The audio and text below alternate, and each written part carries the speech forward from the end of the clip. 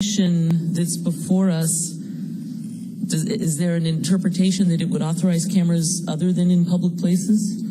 No, I think Renee talked about, Councilmember Kaplan, I think when we actually start putting the phase 2, before we launch phase 2, we are going to return to council in March, April timeframe. Before the Domain Awareness Center actually goes live, we will seek your approval with the capabilities. Okay, so the policies around the uses will be back to us at a different date. You know, and I mean, I know it's late and it's been a long meeting, and let me just say that I can see very valuable potential uses of cameras and bad ones, right? I mean, even the question was raised about police misconduct. Cameras could be used to catch and prosecute police misconduct. Cameras could be used to catch illegal dumping. They also could be misused in ways that are inappropriate given civil liberties and privacy expectations. And so to me, the question isn't just a camera or not a camera, it actually is the usage rules, which I recognize are not before us tonight. And I am going to be curious about this question of other vendors because of the questions that have been raised. But I'll leave that there and hear what my colleagues have to say. Councilmember Kolb, you're next in the queue.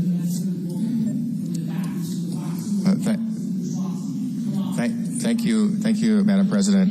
So I share many of the concerns and questions that Councilmember Kaplan, has asked and articulated, and so I don't need to repeat those. But I'm thinking about some of those very same questions, and I'm hoping that the administration will have is thinking through the possibility that if the 4 remaining proposers are conflicted out, and I realize that there's some research to be done, as you will have to do, but if they are conflicted out for the same reason the previous contractor was conflicted out, you'll need to have a backup plan post haste, right away. So I'm sure you're thinking about that. I hope you are.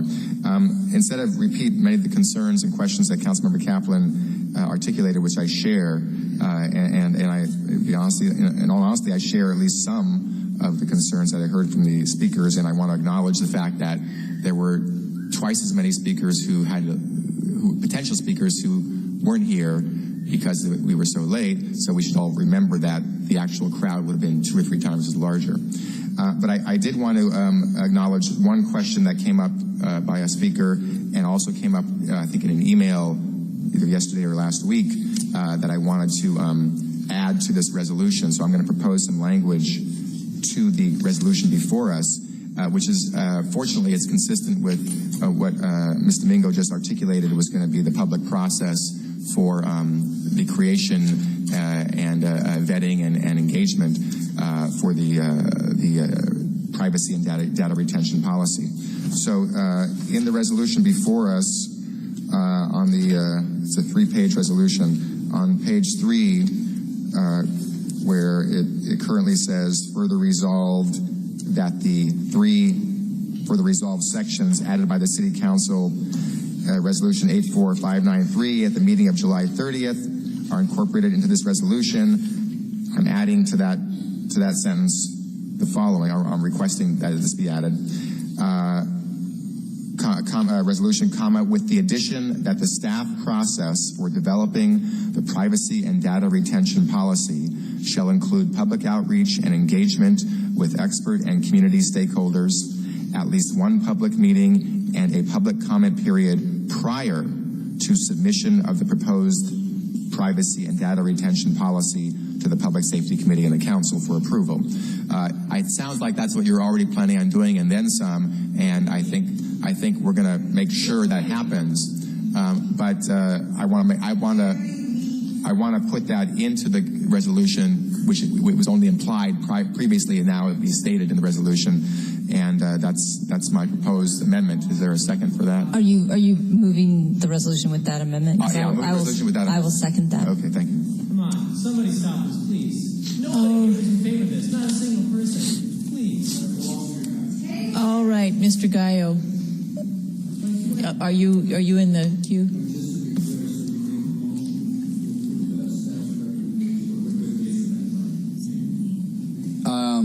We've had a good deal of discussion and plenty of opportunity to ask questions from staff, and I think they've been answered, so I will support the motion. Thank you. All right.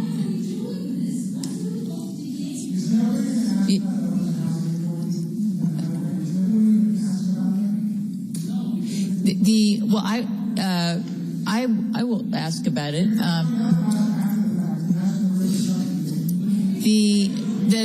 Ms. Domingo, is it the case that if you want to add new cameras to this system, that you will be coming back to council to get approval to do that? Yes, we will. Thank you. It is on the July 30th resolution. If you read the language, it states that we have to come back. The July 30th resolution states that we have to come back. All right. Councilmember Schaaf.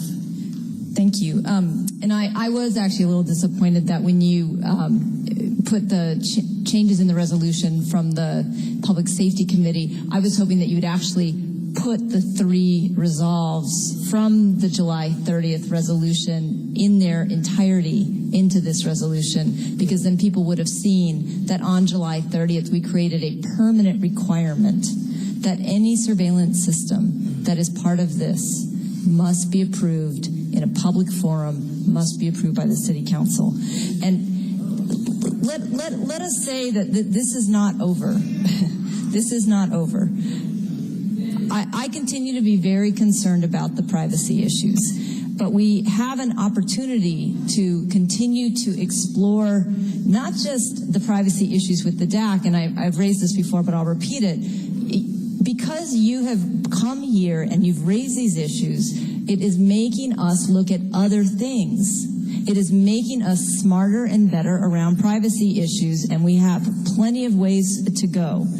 So, for example, since this discussion has started, we've created a privacy protection for the license recognition cameras that was not there before, and that's outside the scope of this project. So I want to have that conversation. I want to have the hearing about the privacy and data retention policies. The other thing that we want to clarify is, or I'll say for myself, my utter disdain for federal spending priorities. If we could use this money for social services or education, I would gladly do that.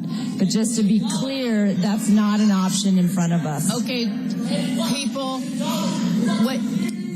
So I also wanted to ask, I don't know if staff has, I have a question for staff that you'll be interested in hearing the answer to.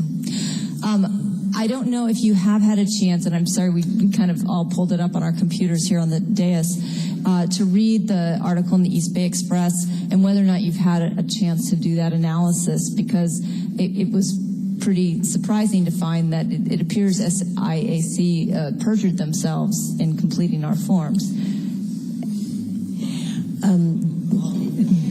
We did read the article, and